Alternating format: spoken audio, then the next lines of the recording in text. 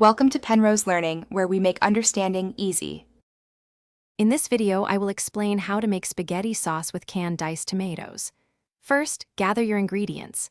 You'll need 2 28-ounce cans of diced tomatoes, 1 large onion, 3 cloves of garlic, and 1 bell pepper. Don't forget your dried herbs like oregano and basil, about 1 teaspoon each, plus a bay leaf. A good quality olive oil, salt, and freshly ground black pepper are also essential for a flavorful start.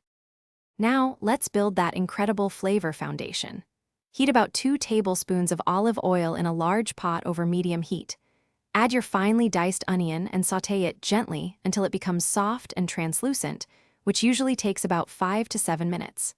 Then, stir in your minced garlic and cook for just about 1 minute until it's wonderfully fragrant. You can also add diced bell peppers here for extra depth. Next, it's time for the stars of the show, your canned diced tomatoes. Pour in both 28-ounce cans, crushing some of the tomatoes with a spoon to release their juices. Stir in your dried oregano, basil, and that single bay leaf. Add a pinch of sugar to balance the acidity. Bring the sauce to a gentle simmer, then reduce the heat to low, cover, and let it cook for at least 30 minutes or even up to 2 hours for a truly rich flavor.